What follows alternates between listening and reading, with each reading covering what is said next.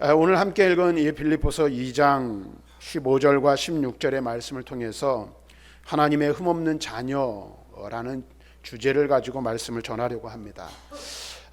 구약성경 잠언 20장 27절에 보면 이런 말씀이 있습니다. 같이 한번 말씀을 읽어볼까요? 시작. 사람의 영혼은 여호와의 등불이라 사람의 깊은 속을 살피느니라. 여기 보니까 잠언 기자는 이렇게 고백하고 있어요. 사람의 영혼은 여호와의 등불이라 사람의 깊은 속을 살피느니라.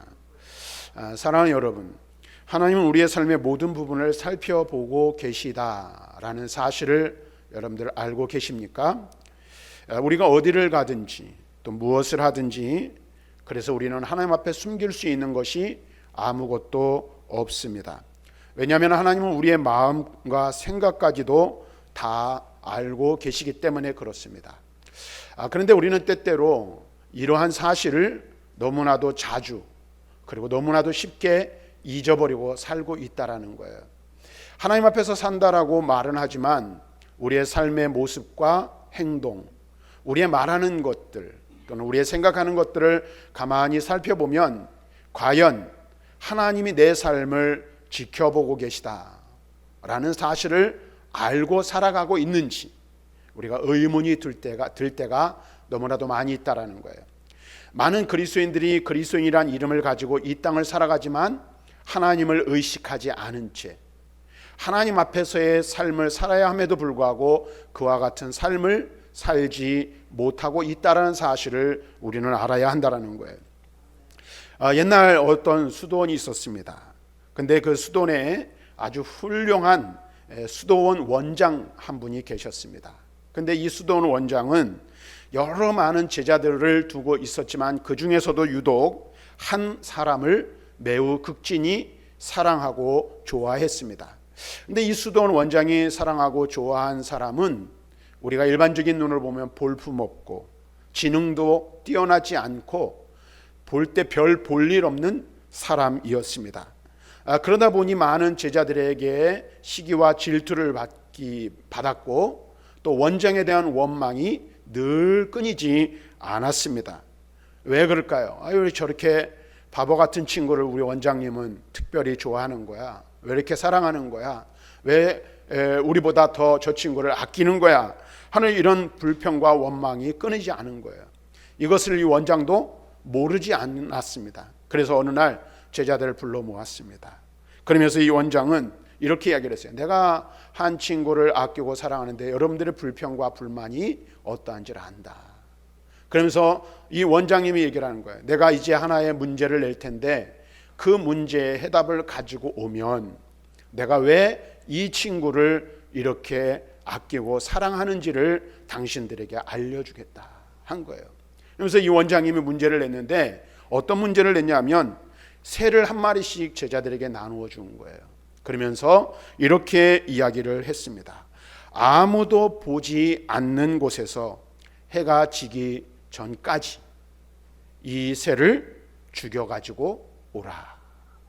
아무도 보지 않는 곳에서 새를 한 마리씩 주고 그 새를 죽여서 오라는 거예요. 그러면 그 해답을 알려주겠다는 거예요. 하루가 지났습니다. 이제 해가 뉘엿뉘엿 지기 시작하였습니다. 그러더니 이제 해가 지기 시작하니까 수도원에 있는 원생들이죠. 제자들이 하나둘 모이기 시작했어요. 그러면서 수도원 마당 가운데는 어떻게 새의 시체들로 점점 쌓여가기 시작했어요. 거의 모든 제자들이 다 돌아왔어요. 그런데 유독 한 사람이 돌아오질 않은 거예요. 어떤 사람? 원장이 아끼고 사랑하는 제자. 사람들이 생각할 때 바보 같다라고 여겼던 이 제자가 돌아오지를 않는 거예요. 그런데 해가 거의 떨어질 쯤 돼서 이 제자가 돌아온 거예요. 그런데 그의 손에는 원장이 주었던 새가 살아있는 채로 돌아온 거예요. 그리고 그 사람은 원장에게 이렇게 말합니다. 원장님께서는 아무도 보지 않는 곳에서 아무도 안 보는 곳에서 새를 죽이라고 하셨지 않습니까? 그런데 아무리 조용하고 으슥한 곳을 찾아보아도 하나님은 다 보고 계시더라고요. 그래서 새를 죽일 수가 없었습니다. 이렇게 고백을 한 거예요. 사람은 보지 않지만 누구는 보고 계신다는 것을 이 사람은 고백하고 있는 거예요. 하나님은 다 보고 계셔서 하나님 앞에서 이새를 죽일 수 없었다라는 거예요. 오늘 우리가 읽은 잠언 기자는 이렇게 말합니다. 잠언에서 뭐라고 말합니까? 사람의 영혼은 여호와의 등불이라 사람의 깊은 속을 살피느니라, 이렇게 말씀하고 있습니다. 하나님께서는 우리의 마음속에서 일어나는 모든 일들을 다 보고 계시고 우리의 삶의 모든 것들을 다 지켜보고 계신다라는 사실입니다. 하나님께서는 항상 우리의 마음을 감찰하시고 우리의 마음과 생각의 모든 것들을 낱낱이 알고 계시다라는 거예요. 그러므로 하나님 앞에서 우리는 감출 수 있는 것이 없습니다. 아무것도 숨길 수가 없다라는 사실을 우리는 분명하게 깨달아야 합니다. 그리스도인의 삶이란 무엇일까? 우리가 한번 진지하게 생각해 봐야 돼요. 내가 한 사람의 그리스도인으로 이 땅을 살아가고 하나님의 거룩한 자녀의 백성이라고 우리가 이야기를 하면서 이 세상을 살아갑니다. 그렇다면 우리는 한 가지 분명한 태도를 취해야 되는 거예요. 그것이 무엇일까요? 하나님이 내 삶을 지켜보고 계신다라는 것을 깨닫고 그것을 알고 고백해야 된다는 거예요. 그리고 하나님 앞에서의 삶을 살아가야 함을 우리는 분명하게 알아야 하는 거예요. 그래서 내 삶의 모든 부분을 하나님이 다 지켜보고 계신다는 이 의식, 이 태도를 가지고 살아가는 것이 바로 참된 그리스도인의 삶의 모습이라 말할 수 있다라는 것입니다. 자, 그렇다면 한번 생각해 보세요. 하나님이 내 삶을 지켜보고 나의 모든 것을 아세요. 내가 보이지 않는 곳에서 행하는 행동들, 내가 말하는 모든 것들, 아니 더 나아가서 내 마음에 품은 생각들까지도 하나님이 다 알고 계신다면 나는 하나님 앞에서 어떤 삶을 살아야 할까 하는 것입니다. 한번 여러분 생각해 보세요. 오늘 우리가 함께 읽은 이 말씀 빌립보서 2장 15절 말씀에서 바울은 다음과 같이 우리에게 말씀해 주고 있습니다. 2장 15절 말씀을 다시 한번 읽어봅니다. 시작. 이는 너희가 흠이 없고 순전하여 어그러지고 거스르는 세대 가운데서 하나님의 흠없는 자녀로 세상에서 그들 가운데 빛들로 나타내며. 여기 말씀 보니까 뭐라고 말하고 있습니까? 하나님 앞에서의 삶이 어떠해야 하는지 우리에게 알려주고 있어요. 바울은 말하고 있다라는 거예요. 그 삶은 하나님 앞에서의 우리 그리스도인의 삶, 하나님의 자녀, 하나님의 백성 된 자의 삶은 어떠해야 하다라고 말하고 있습니까? 흠없고 순전하여 어그러짐이 없는 삶. 그래서 그러한 우리의 삶이 무엇으로 빛이 되어 나타나는 삶이 되어야 함을 말씀해 주고 있는 것입니다. 특별히 15절 말씀에서 사도 바울은 빌립보 교회 성도를 향해 세상에서 그들 가운데 빛들로 나타내며 라고 말하고 있어요.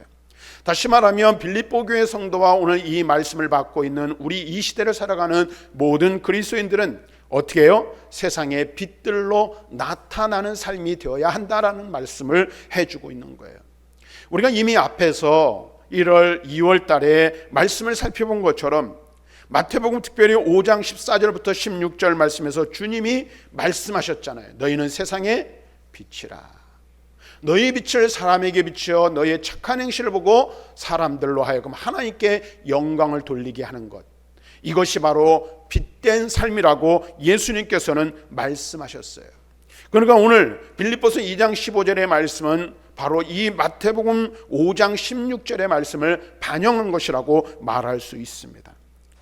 사랑하는 여러분, 성도는 세상의 빛으로 하나님께 부르심을 받은 자들입니다. 그러므로 지금까지 우리가 주일마다 말씀을 살펴본 바와 같이 저와 여러분, 우리 모두 우리 그리스도인들은 어떻게 돼요? 세상에 비추이는, 세상을 비추는 빛으로 부르심을 받았기에 죄악으로 어두워진 세상에 비추는 빛이 되어야 한다라는 사실입니다. 오늘 우리가 이 사실을 분명히 깨달아야 되는 거예요. 그래서 이 말씀은 무슨 말입니까? 오늘 빌립보서 2장 15절에서 바울은 뭐라고 말하고 있어요? 하나님 앞에서 우리들의 삶의 모습이 어떠해야 하는가? 세상에 빛이 되어야 한다는 거예요. 그리고 비추는 세상을, 어두운 세상을 비추는 빛이 되어야 한다라고 말씀해 주고 있어요. 그런데 우리가 이제 앞에서 우리가 지난 시간 동안 살펴봤잖아요. 세상에 빛된 삶을 사는 것이 어떤 것인지 우리가 함께 말씀을 통해서 나눴어요. 착한 행실, 그다음에 착함, 의로움, 이런 것들을 지금까지 우리가 말씀을 통해서 살펴보았어요. 근데 오늘 말씀에서 바울은 우리에게 빛으로 나타나는, 세상에 나타나는 빛으로서의 삶은 어떤 것이라고 말하고 있습니까? 그것을 말하고 있는데, 먼저 첫 번째는 흠없는 삶이 뒤따라야 함을 말씀해 주고 있다는 거예요. 우리는 흠없는 삶을 통해, 흠없는 생활을 통해 세상에 빛된 삶을 살 수 있음을 성경을 통해서 바울은 말씀해 주고 있어요. 사도 바울은 여기서 뭐라고 말합니까? 너희가 흠이 없고 라고 말하고 있습니다. 근데 이 흠이 없다라는 이 말의 뜻은 어떤 것일까? 흠이 없다라는 것은 구약 성경, 구약의 제사 제도와 관련되어 있는 거예요. 특별히 하나님 앞에 제사를 드릴 때 무엇을 드립니까? 제단에 제물을 드려요. 그런데 희생제물과 관련되어 사용되어지는 말이 흠없는 것이라는 말인데, 하나님의 제단에 제물로 드리기에 합당한 것은 어떤 것입니까? 흠이 없는 것, 상처 없는 제물이 드려져야 했다라는 거예요. 그래서 구약 성경 레위기의 말씀을 보면 제사제도에 관한 말씀들을 볼 수 있는데, 성경이 여러 군데 구약 성경 레위기에서 계속 반복되는데, 어떤 제사를 드리는지 그 제단 위에 드리는 모든 제물은 흠이 없는 것이어야 한다라는 사실입니다. 그래서 레위기 1장 10절에 시작 말씀에 보면 이렇게 말하고 있어요. 같이 한번 읽어봅니다. 시작. 만일 그 예물이 가축의 때의 양이나 염소의 번제이면 흠없는 수컷으로 드릴지니. 어떤 것을 드리라고요? 흠없는 것을. 그러니까 어린 양을 드리든지 어떤 제물을 드리든지 레위기에 반복돼서 나오는 것은 하나님의 제단에 드려지는 모든 제물들은 어떤 것이어야 한다? 흠이 없는 것이어야 한다는 거. 흠이 없는 것. 그렇습니다. 성도의 삶은 하나님 앞에 드려지는 삶이에요. 그러므로 하나님 앞에 온전한 제물로 드려지는 성도의 삶은 어떤 삶이어야 합니까? 흠이 없는 삶이 되어야 함을 말씀해 주고 있는 것입니다. 그래야만 성도는 세상의 빛으로서 세상 사람들의 본이 될 수가 있죠. 그렇다면 우리는 어떻게 거룩한 제물, 흠 없는 제물로 하나님 앞에 드려질 수 있을까요? 우리를 거룩하게 하는 것은 과연 무엇이고, 우리를 흠없고 거룩하고 성결한 제물로 하나님 앞에 어떻게 드릴 수 있을까요? 하나님의 말씀, 그리고 기도, 성령으로만 가능하다는 사실을 우리는 인정하지 않을 수 없는 것입니다. 우리가 어떻게 거룩해질 수 있습니까? 하나님의 말씀과 기도로 거룩하여진다라고 말하고 있어요. 디모데전서 4장 5절 말씀 같이 읽습니다. 시작. 하나님의 말씀과 기도로 거룩하여 지미니라. 먹는 것에 관해서 바울은 말하고 있습니다마는 하나님의 말씀과 기도로 우리의 삶이 거룩하고 성결해질 수 있는 거예요. 말씀 없는 그리스도인의 삶, 기도 없는 그리스도인의 삶은 온전해질 수가 없어요. 왜요? 그리스도인을 정결하고 거룩하고 흠없게 하는 것은 하나님의 말씀과 기도를 통해서만 가능하기 때문에 그래요. 근데 그것뿐만 아닙니다. 고린도전서 6장 11절에서 바울은 이렇게 말합니다. 같이 한번 읽습니다. 시작. 주 예수 그리스도의 이름과 우리 하나님의 성령 안에서 씻음과 거룩함과 의롭다 하심을 받았느니라. 여기 말씀 보니까 뭐라고 말합니까? 성령 안에서, 주 예수의 이름과 하나님의 성령 안에서 씻음, 거룩함, 의롭다 하심을 받았다라고 말하고 있어요. 우리가 에베소서 5장 8절 말씀을 통해서 우리가 이미 살펴봤죠. 전에는 어둠이더니 이제는 주 안에서 빛이라. 우리는 본래 거룩한 자들이 아니었어요. 흠 없는 자들이 아니었다라는 거예요. 우리 모두는 흠이 있는 자들이었고 허물로 가득한 자들이었어요. 그렇죠? 하나님 앞에 드려질 수 있는, 제물로 드려질 수 있는 그러한 합당한 자들이 아니었다라는 거예요. 그래서 이 세상에 사는 모든 사람들은 그 누구도 하나님 앞에 나아갈 수 없고, 하나님 앞에 의롭다 인정하심을 받을 수도 없고, 하나님 앞에 드려질 수 있는 제물로서도 합당하지 않은 자들이 바로 이 세상 모든 사람들이요, 그 가운데 살던 우리들이었다라는 거예요. 근데 우리가 어떻게 하나님 앞에 거룩하고 흠이 없는 제물로 하나님 앞에 드려지는 삶의 자리로 나아갈 수 있을까요? 여기는 저와 여러분들 한번 보세요. 이 앞에서 있는 저도 마찬가지예요. 지금 이 말씀을 전하고 있지만 저도 허물이 많은 사람이에요.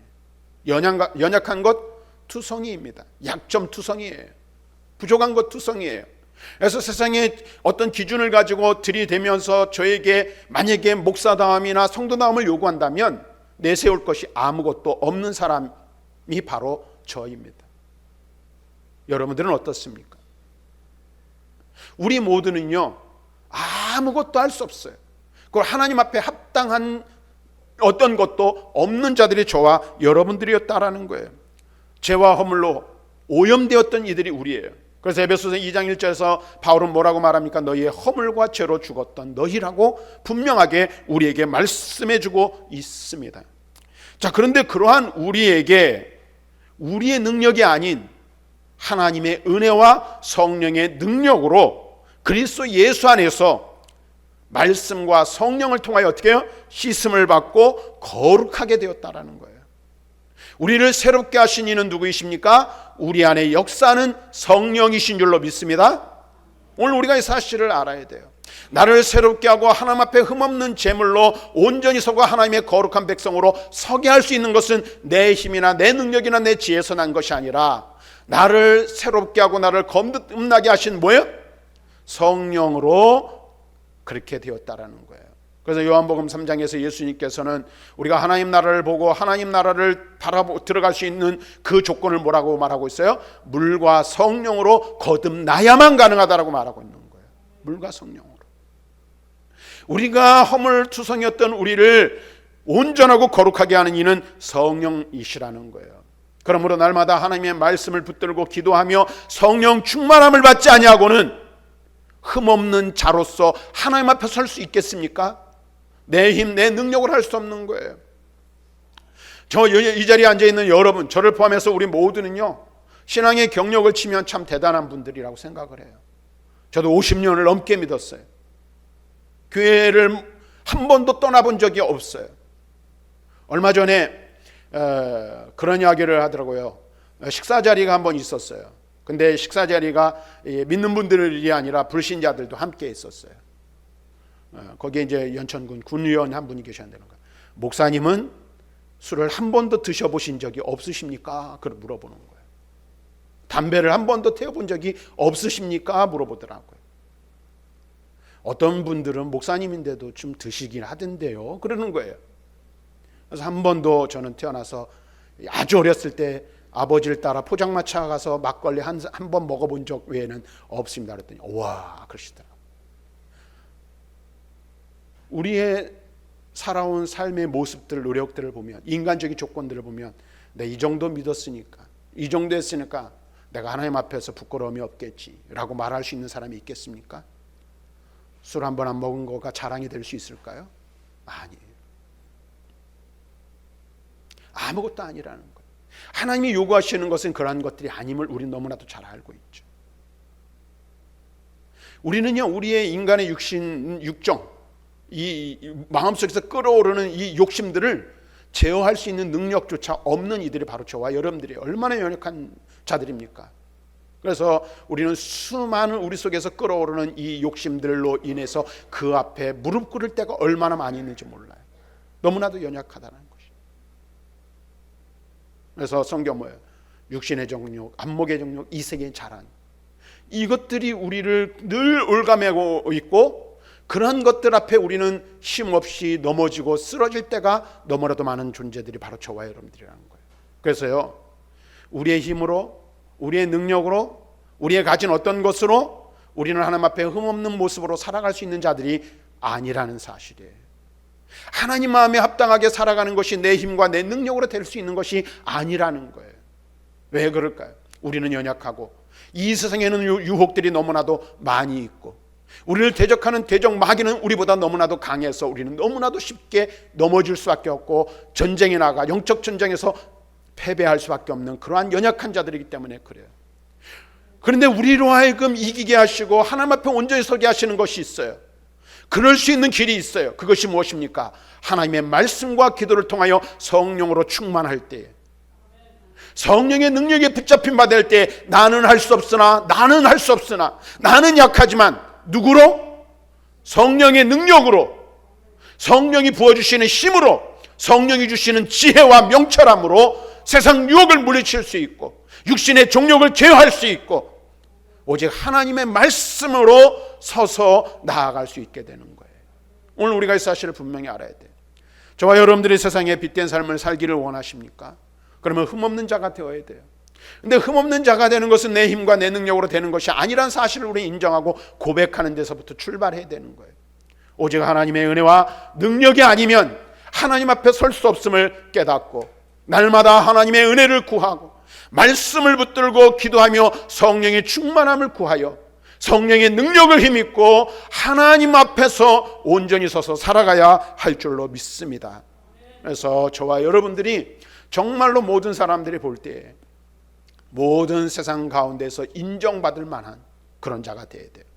나를 드러내서 인정되는 것이 아니라 내 안에 내주에서 역사하시는 누구의 능력을 힘입어? 성령의 능력을 힘입어 그와 같은 삶을 살아야 할 줄로 믿습니다. 다음으로 바울은 말합니다. 순전한 생활을 통해서 우리는 빛된 삶을 살 수 있다라고 말하고 있어요. 바로 순전하여라고 말하고 있는데 여기서 순전하다라는 말은 어떤 뜻이냐면 말 그대로 풀이를 하면 혼합물이 없는 것, 다시 말하면 섞이지 않은 것을 말하는 거예요. 이 말은 무슨 말이냐면 예를 들면 포도주나 술에 물을 타는 것이 아닌 순수한 그 포도주 그 자체를 의미하는 것입니다. 그리고 이 순전함이란 말을 사용할 때 사람에게 적용하여 말할 때 순전함이란 어떤 것이냐면 행동과 동기의 복선, 다시 말하면 두 가지 마음을 갖지 않는 것을 말하는 거예요. 믿음에 대해서 말하면 이 세상과 세상의 것들에 붙잡히지 않는 것을 의미한다라고 말할 수 있습니다. 그래서 이것은 절대적인 성실성, 절대적으로 순수한 믿음이라고 말할 수 있습니다. 성도의 순전함은 그 생각이나 성격에서 완전히 하나님 앞에서 성실해야 함을 의미하는 거예요. 야고보서 1장 6절과 8절에 야고보는 이렇게 말합니다. 같이 읽어봅니다. 시작. 오직 믿음으로 구하고 조금 더 의심하지 말라. 의심하는 자는 마치 바람에 밀려 요동하는 바다 물결 같으니 이런 사람은 무엇을든지 주께 얻기를 생각하지 말라.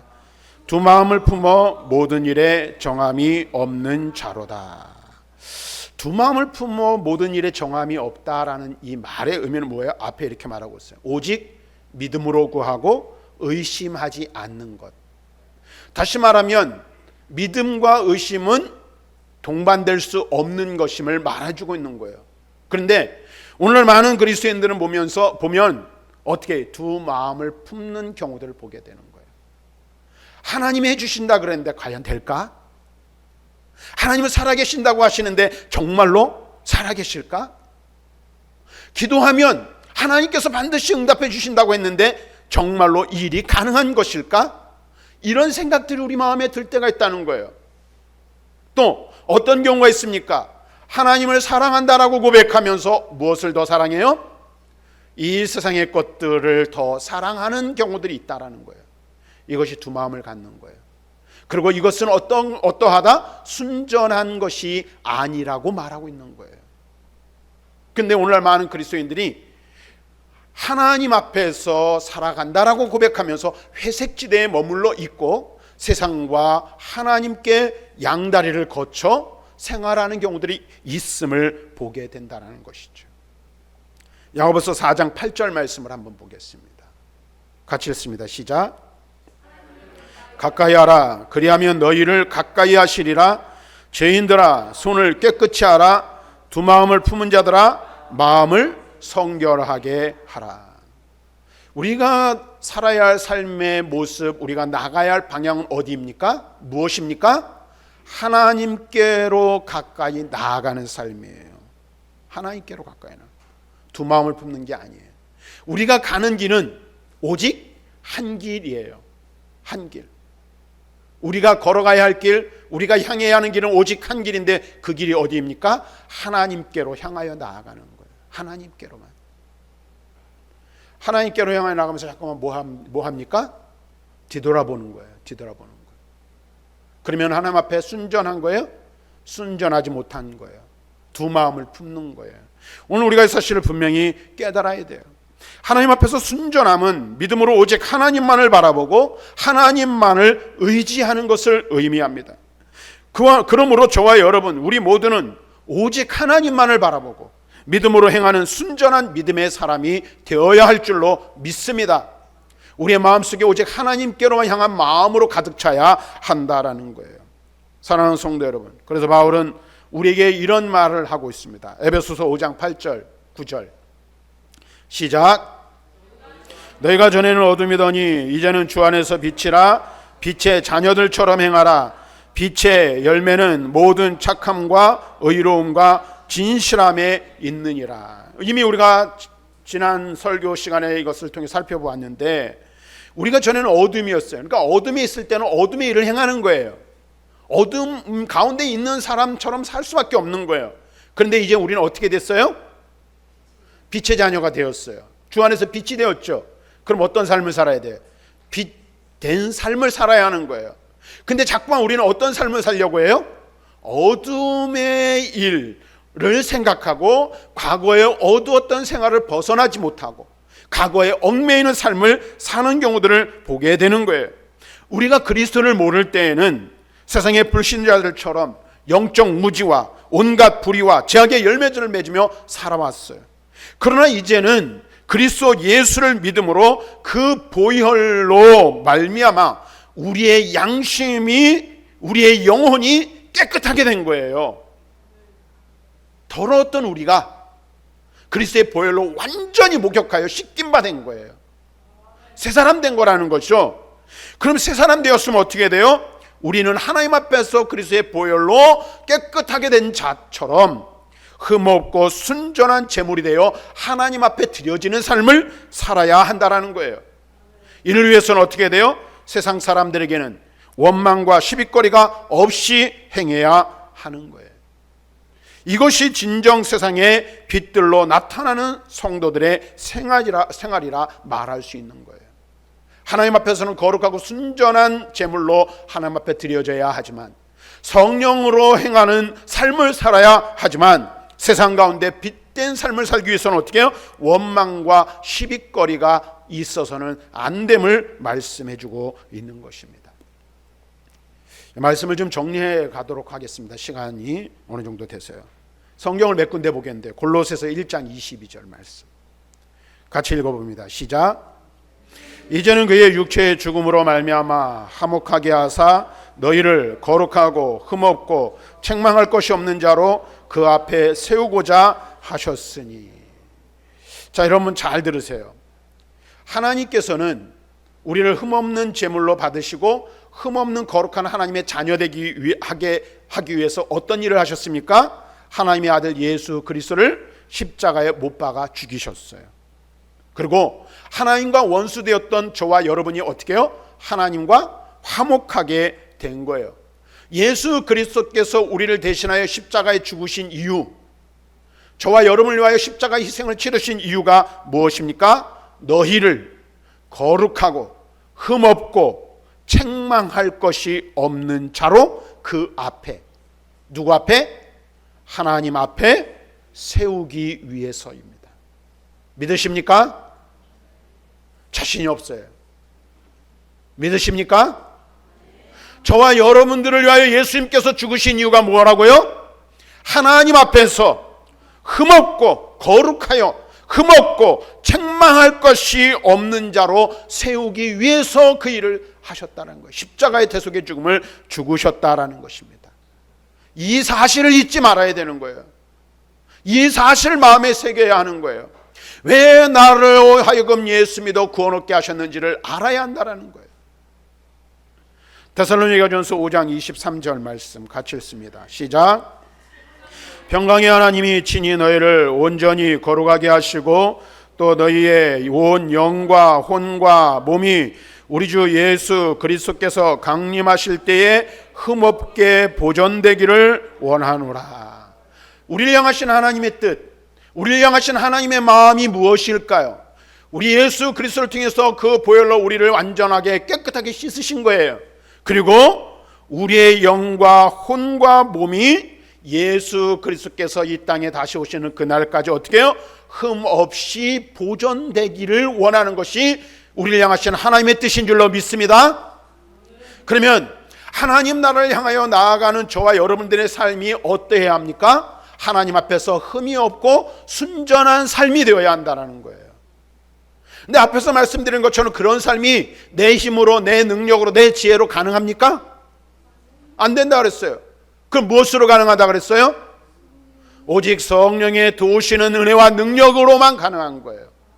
그래서 우리는 날마다 뭐 해야 돼요? 하나님의 말씀과 기도 안에서 성령의 충만함을 구하며 살아가야 돼요. 그래서 우리가 하나님을 향하여 나아가는 그 걸음이 하나님 앞에서 온전하고 흠이 없는 삶이 되기를 성령의 능력을 힘입어 힘써야 한다라는 것입니다. 성경을 하나만 더 보겠습니다. 베드로후서 3장 14절 시작. 그러므로 사랑하는 자들아 너희가 이것을 바라보나니 주 앞에서 점도 없고 흠도 없이 평강 가운데서 나타나기를 힘쓰라. 무엇을 힘쓰라고 말하고 있어요? 점도 없고 흠도 없이. 점도 없고 흠도 없이.